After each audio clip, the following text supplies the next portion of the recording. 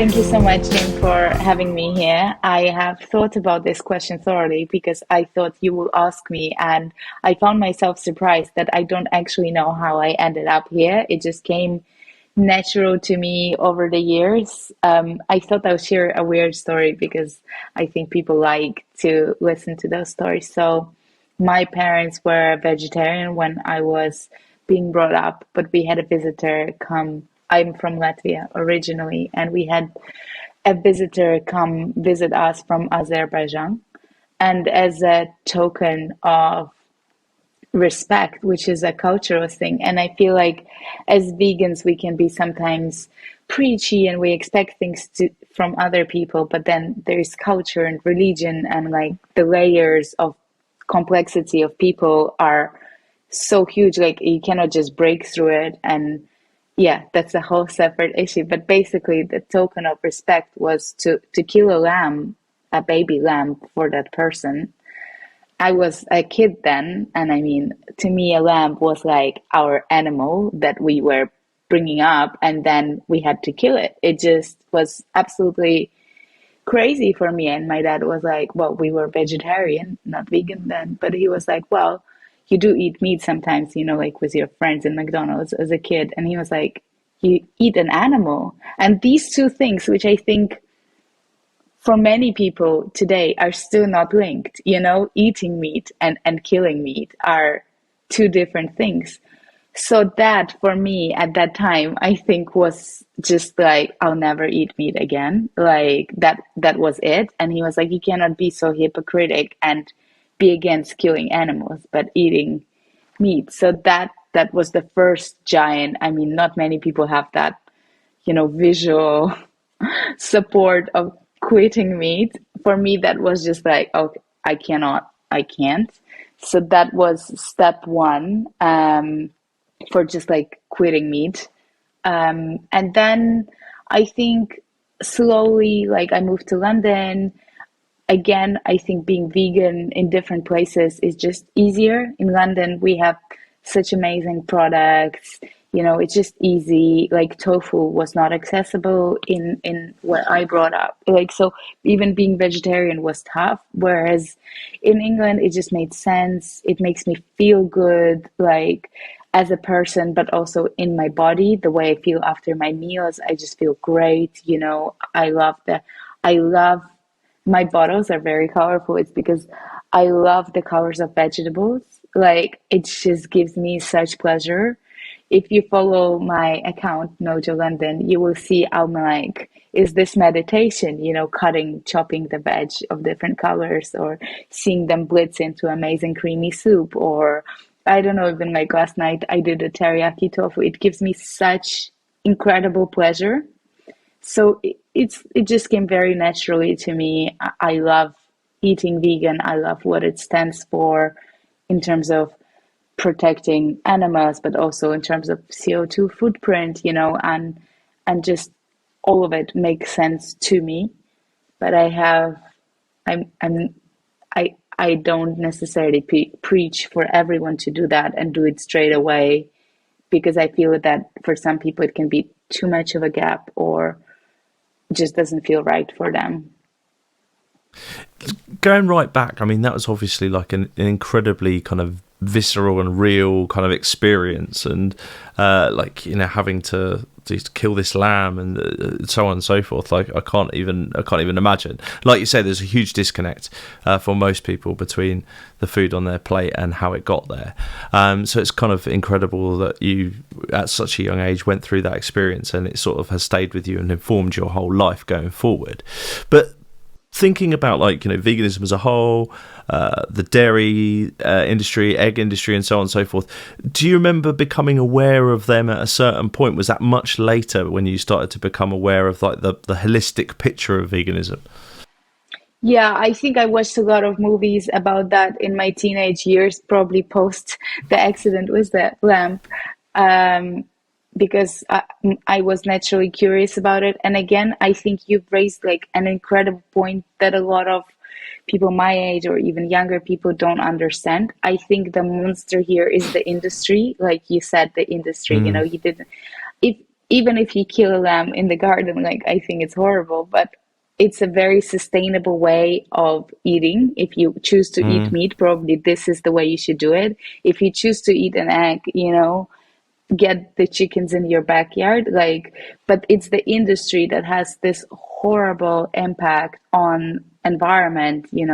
It's not even like mm, nutritionally good food. It just, animals should not be living like that. And there are so many movies, even on Netflix, like you don't have to go way back, like Cowspiracy and Seaspiracy. yeah. I spend a lot of time in Portugal, and you will find an old man going once a week to catch one fish, and they will never catch a young fish that's yet to breed more fishes. It's very different going there with ships and nets and just killing a whole Mm, population of fish. So I think as industry as we let like we humans let this we created this demand, and we should feel responsible for it, because this industry would not exist if we would not obviously fulfill the demand of purchasing these goods. yeah, 100%. And it's interesting how those industries as well play on that imagery, that kind of idyllic imagery of sort of humans being at one with nature and kind of, only taking what they need and this kind of stuff. They kind of play on that imagery as if that is still going on, to make those industries kind of justifiable Happy now. cow, right? I mean, happy Happy cow. cow, Like, have you yeah. seen a Yeah. happy cow? I mean, it Yeah. does not look like that.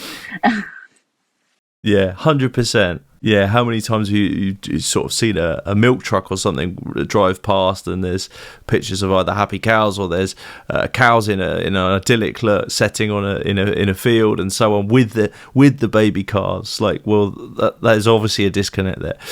So yeah, I think you're absolutely right to draw upon that, the kind of the cottage industry, the sort of small holding idea that is we might disagree with it as vegans, but is sustainable by comparison to this industrialization, which we've created the demand for. But I think industry is equally bad when it comes to production of soy that a lot of vegan products are made of. So, for example, I consider myself plant-based, and I think word vegan nowadays, because of industry, has taken a little bit of a different turn. There are tons of Amazon forests being banned, to plant soy. So, for example, we at Nojo, we went at a huge length. Like, it took almost a year to find a tamari provider, which is the base of most of our dressings, that has not been, the soybeans have not been planted on the forested location. It's virtually impossible because we burn forests to plant mono products to create those vegan, highly processed foods. This is not what we should be doing either. So we sort of changing one devil to another. I think we all need to put our sustainable hats on and be like, okay, what am I doing here? Changing one to another is not really doing the job here. I often wrestle with that, as we in the sort of quote unquote vegan community will herald big businesses making vegan products as a sign of progress. And on one hand, I think, okay, maybe it is, there's a demand there and people are kind of coming on that journey ethically, and so they're demanding these things from bigger companies. But on the other hand, I'm kind of with you that actually there's a we're like, to use your phrase, we're replacing one devil with another, and it's the same industry who are just saying, okay, well, if you don't want that, we'll just give you this, and we're still going to mechanize it, and we're still going to make cause all the destruction and the harm. So I think it's really difficult for consumers to get beyond that, and they've really got to look, I think, carefully at what companies we're choosing to invest in, and Nojo being one of those where, like you say, you're looking at the depth of where your products are coming from. I'd love to come on to that in a sec, but where did the cooking start for you? You've Sure. obviously got a passion for cooking, and incredible creativity. When did that start? Um, Actually, I did it started a long time ago. I think I started as a teenager. I was always First of all, I think let's just go back again one step. I was very lucky to be brought up in suburbs, so we always Hmm. had like a vegetable garden. So I think my fascination with vegetables started long ago. I just think they're so beautiful, like the fact that carrot comes in so many colors. It just amazes me truly. Every all my friends sort of joke about that, but I love the beauty of plants and vegetables. Right now I have a tiny balcony, but it's like filled with, herbs and plants. So I'm fascinated by what can come from a single seed, so to say. That was the first step. Um, Second, when I moved out and I started living alone, I had to discover what is it that I like to cook. Because when we live with our parents, we naturally adopt their habits. And for me, that Mm. happened at the same time as living in London for the first time. So many cultures, you can have dal and you can have pasta and you can have sushi. It's incredible. We are so lucky to have this diversity, so that just naturally made me want to experiment in my own kitchen. I also traveled quite a lot. I did volunteering in Thailand and Peru, and just was very fortunate to experience those different, you know real authentic type of cuisines, which again, I would bring every time those adventurous flavors with me back home. And then I opened my own cafe, which was in Old Street and then Camden Market. I used to have a place in Camden Market, pretty wild. Right, cool. Yeah. And then a buyer approached us in Camden to and said, "Listen, your dressings are like amazing. There's nothing like that in the market. You should bring it. Make it into a product." And that was it. I didn't put much thought into it. Here we are, 3 years later. Yeah, no, that's amazing. That's amazing. So you hadn't necessarily thought, I'm going to turn these dressings, these sauces that I make into a business. It was almost somebody else giving you that idea. For you, they were just part of the offering at your cafe. Yes, that's right.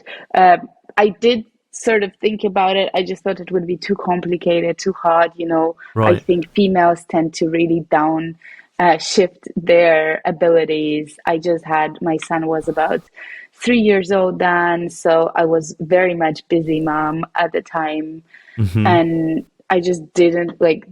When you're very busy, you sometimes don't have the capacity to even think what you can do. You're just Yeah. so busy doing things. So I was just doing my thing. We did have some people, especially because our dressings are gluten free and nut free and vegan. We did have quite a few people coming in, like, "Can I have some to take home?" And we did Right. that without really, thinking like we can sell this. We were just like, "Yeah, okay, just bring a pot or whatever." So from that point where somebody sort of says to you, you should do this as an idea, you've kind of, like you say, you've had this thought in the background, but you haven't necessarily got round to it, understandably, super busy, etc. How did you go about then sort of turning that into a product that you could produce at any kind of scale? Like, I would have no idea where to start with that. Yeah, I didn't either. So actually, we hired a consultant to help find manufacturing unit. His name was David. Unfortunately, he passed away now. He was brilliant. He helped us find our first manufacturer, and there we made these recipes because there is quite a process between your kitchen recipe and an actual commercial recipe. Mm, As I said, it took me about a year to find the ingredients at the standard that I wanted them to be. Um, so we launched our products with that manufacturing. Since then, we changed three manufacturers, and now we are very happy. Our manufacturer has won the most sustainable manufacturer award in the UK this year. Uh, they are like amazing people, and they harvest their own rapeseed oil, and then they use the remains to produce the heating wow. for the factory. And people are great, and like people are well paid and well taken care of. These, Yeah. although we are a very small company, for me, it's like either I do business like that or I don't. Um, so it took a long time to find these manufacturers. So I think the journey started with sort of end goal in mind, what kind of product we want to make, what we wanted to do for people, and how it should be done. And then step by step, it, like a puzzle, the picture assembled itself. So that's incredible, and I love the kind of my ethics and my principles are going to be right there at the very outset of the business. It wasn't like something that you thought actually we'd sell more if I did We this would or if sell I had much this. more.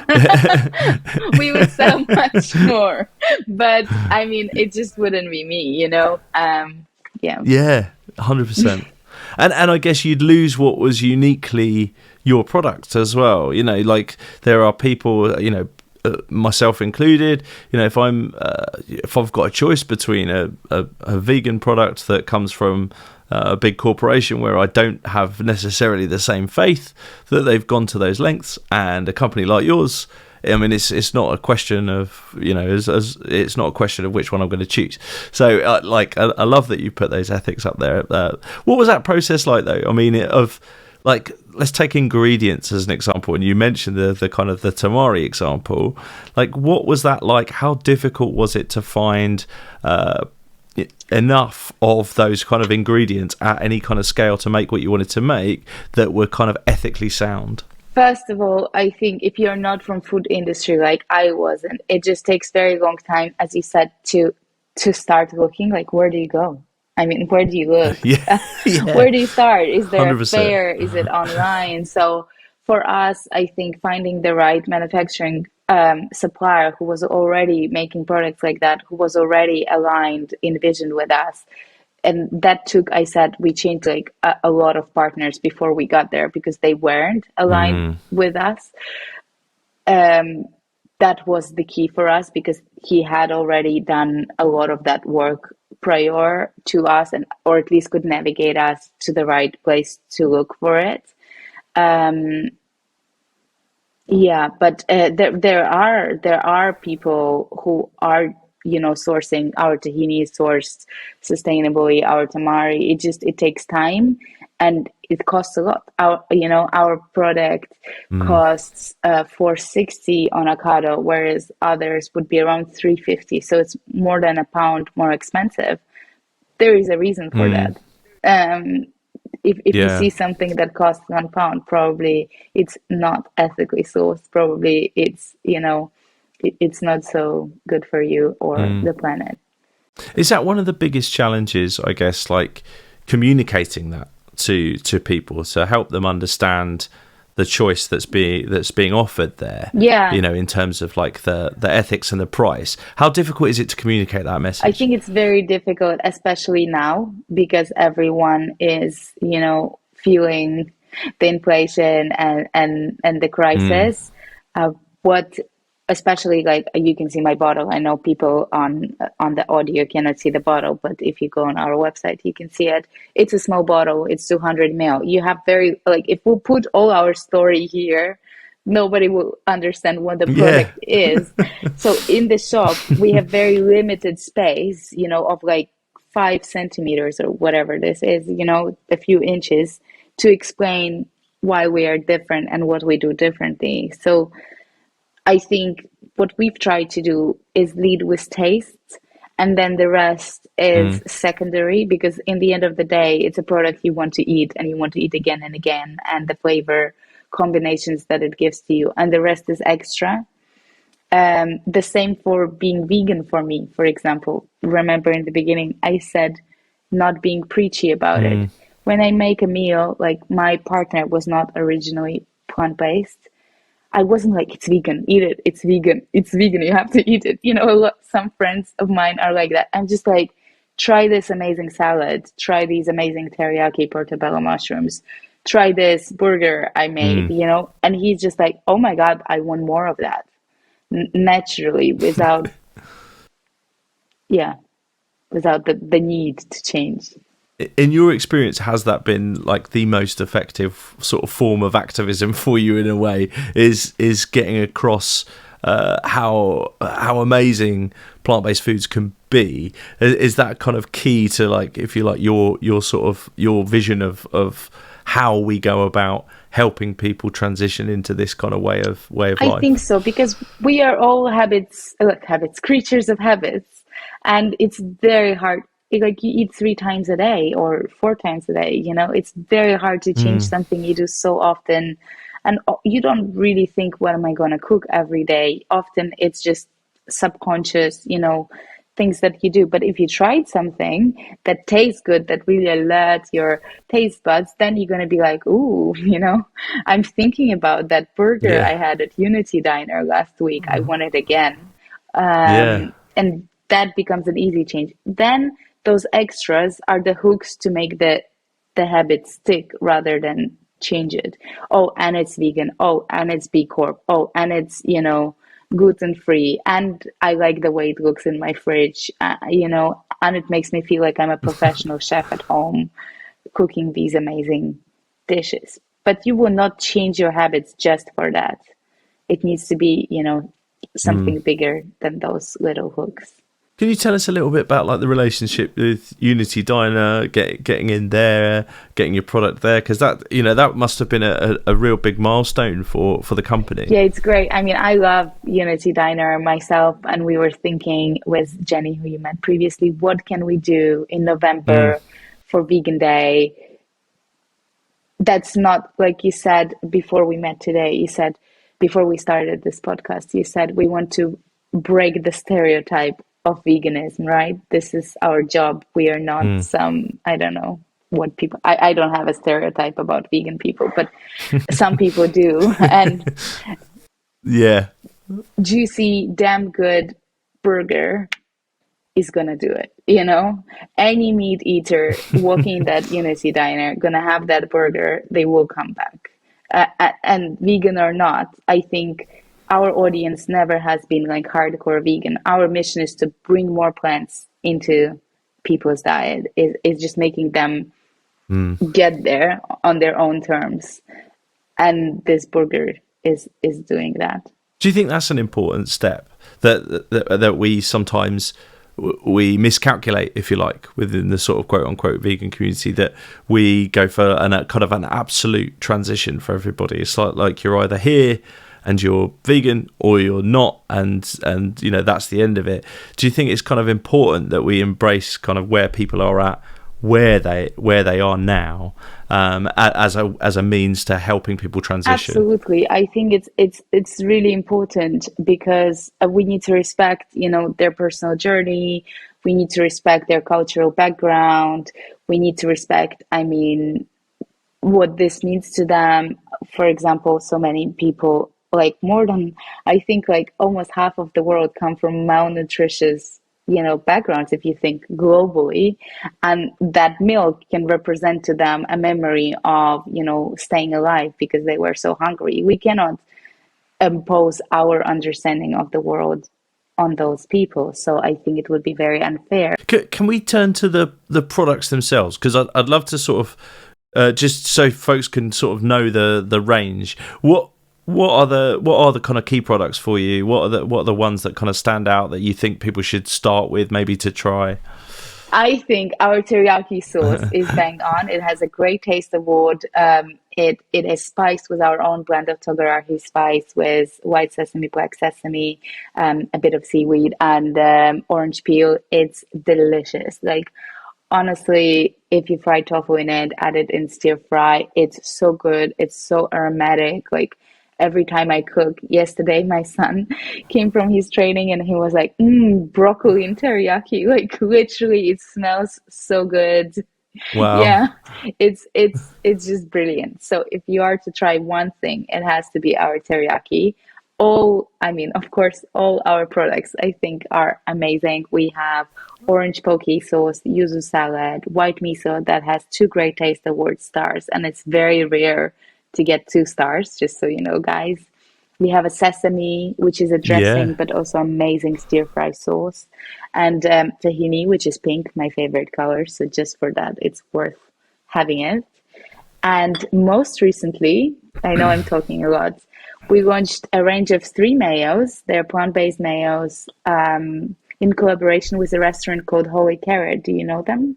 I've heard of them. It's I've a, never been, well, you but I've should heard. go. I need to ask for a discount for you. But it's in Knightsbridge, just around the corner from Harrods. Amazing location, so beautiful. It's not so expensive. The food there is like insane. And they approached us to make mayos in collaboration with them. So we have a cool classic Caesar mayo and also spicy. It's so good. The feedback has been phenomenal. And like people who don't even like mayo like these mayos. And we collect aquafaba from a hummus manufacturer that would otherwise be thrown away. And we turn it into these amazing mayos. Wow. That's awesome. That even that, what a nice little kind of story there, and an amazing bit of reusing of something that would have otherwise gone to waste. How did you come about finding out that that was even a thing, let alone having it added to your product? Yeah, I mean, Holy Carrot was already doing mayos in their kitchen, so they would buy chickpeas, then they would do their own hummus with the chickpeas, and then they would use the aquafaba to make the mayos. But it, London restaurants don't have the luxury of very big kitchens. It's a very time-consuming job, and we thought we can do better and offer this amazing mayo to people outside the restaurant. So. This is a great idea. I love it. Love it. Let's turn to, you mentioned them there, but the Great Taste Awards, how did that come about? How do you come about being nominated, let alone winning, and like you say, getting 2 stars for one of your products? That's incredible. This is quite a standard process in the food industry. It's a paid competition. You need to enter your products without like your packaging or your design. It needs to be in standardized packaging. It's a Okay. blindfolded testing of, I don't know, I don't remember, I don't want to lie, but you can Google it. I think like 16 judges. And then they cook with it, they try it on its own. You can recommend dishes to cook. It's a lengthy process, and then you get your answer. That's awesome. And did you No, anticipate winning? Did you I feel did not. confident going into it? I did not. I was like, first year round, I don't think we're gonna get any good results. Sabrina, our marketing manager, just joined like that week, and then I opened email. I didn't even know when we'll hear. And I'm like, one award, two awards, three awards. I was literally like screaming. She was like, what are you screaming about? She just joined. Like, she was like, not understanding. I was like, we won, we won. It was really, really great. To have 3 out of 6 products win stars is really great. Yeah, absolutely. An incredible kind of testament to it. And was the category were they in categories? Is it kind of like vegan sauces, or are these up against a wider range? Like, how does it work? Yes, it's a very hard category to navigate for buyers because there is no such category. We say that we created a new category of products where that feeds the customer new credentials of what a product should be. If you imagine a Venn diagram, like the circles. Mm, So here will be like adventurous flavors. Then on the right will be sustainability. Then mm, here will be plant-based, and here will be quality ingredients. We are in the middle of these four. yeah. So yeah, taste, sustainability, plant-based, and quality. That's awesome, and yeah, amazing recognition.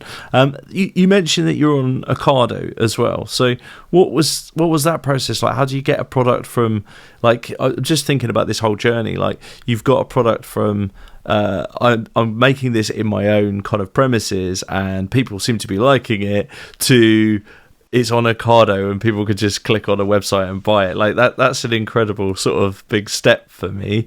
Thank you.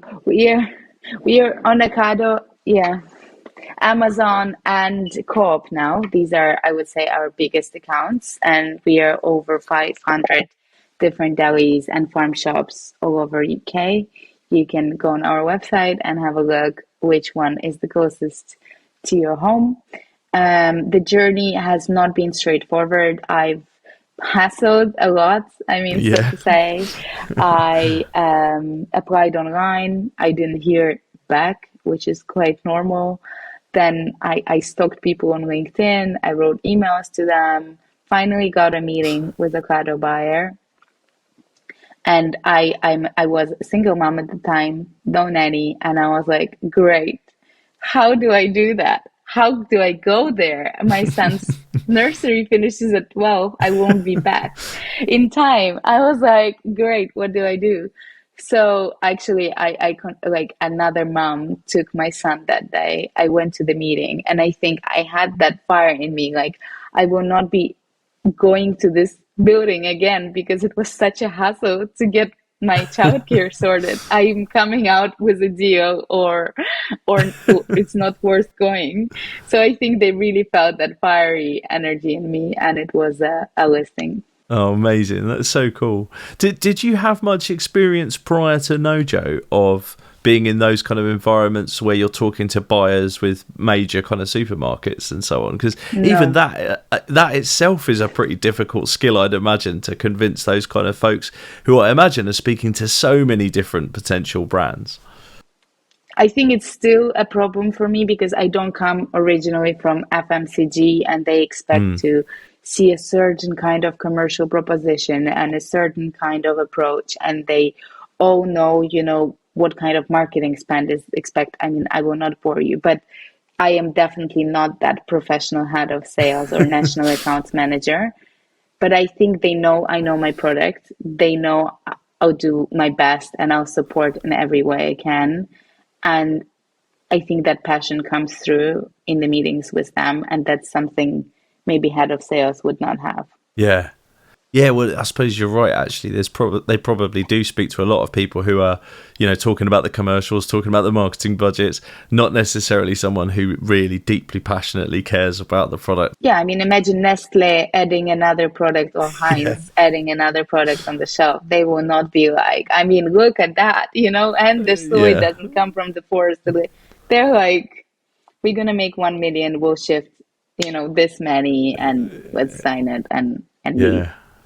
Yeah, It's absolutely. Makes you truly unique as a brand and as an individual presenting to them. It's incredible. Like, so what's the future projection look like for Nojo? Where do you want to end up with this product?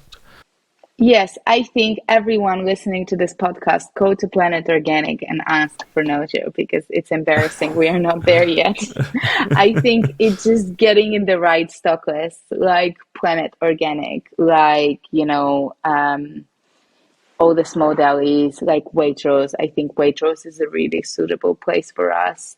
Mm, Getting higher distribution in more places like Unity Diner. I mean, there is no such thing as Unity Diner because it's unique, but I mean, getting Yeah, more plant-based dishes. We are working with a pub group right now, and we are helping them create plant-based dishes that they don't have at the menu right now, or they're just not good, which is a problem. And just making our goal is to make people eat more plants, as I said, and do it mm, sustainably. So whether it's through Mindful Chef and Gusto or Pubs or Waitrose and Amazon, it all is under the same umbrella. that's awesome. It's awesome, and it's probably, I know you've just released the mayos and so on, but is there kind of future products in the pipeline? Have you already started to work on some things for the future? Yes, we're going to have next Christmas an amazing vegan Christmas bundle that we are already working on. Just this is how long it takes, to roll out a Yeah, product. In March, hopefully, we will have some amazing salad dressings coming onto the market. Maybe only exclusive to our website. We haven't decided that yet. Like green goddess and ranch and like all sorts of delicious, creamy dressings. And we are also thinking about doing snacks. awesome. Oh, what a lineup! Can't wait to try it. So it all sounds incredible, especially the mayos. I think for me, I'm a big fan of mayo. So Also, we definitely have to send you some. I mean, oh, yeah. thank you. I appreciate it. So where would folks go to? I mean, you've mentioned a few of the places, but where would folks go to find out a little bit more about Nojo generally? Sure. I think our Instagram is number one touch point, which is Nojo London. Cool. Second is our TikTok now. Just started. I do a lot of crazy things out there. My mom is like, "Are you sure it's not jeopardizing the image of the brand?" Because she doesn't get what TikTok. You dancing in pajamas is not really professional, Simona. So this is the kind of things I do there. And then obviously our website, which is nojolondon.co.uk. By the way, Nojo means farm because I don't think I ever told this to anyone, but Nojo means farm Ah, in Japanese. Because of that, I don't like the industry and I feel like we need to be bringing it back to previous ways of life. I love that. I love that. And in fact, that's come up before in conversation, a while back in one of the episodes, and I think it's always worth revisiting this idea that farms per se or farming is not necessarily like the enemy. Like, we need farms, we just would rather that they were veganic Yeah, and smaller and not causing harm and these exactly. kind of things. Like, but ultimately, like, that's how we're going to get food on our tables. So I Exactly. love that. I love that, trying to reclaim the word. That's awesome. Thank you. Simona, it's been an absolute pleasure chatting with you. I'm going to pop everything in the show notes so folks can find you. I really look forward to trying it. And yeah, thank you so much for your time. Great. And if anyone wants a discount, they can use Simona20 and get 20% off. Awesome. Also, we'll definitely pop that in the show notes. I'll mention that in the intro as well, so folks can come and check things out. Thank you so much.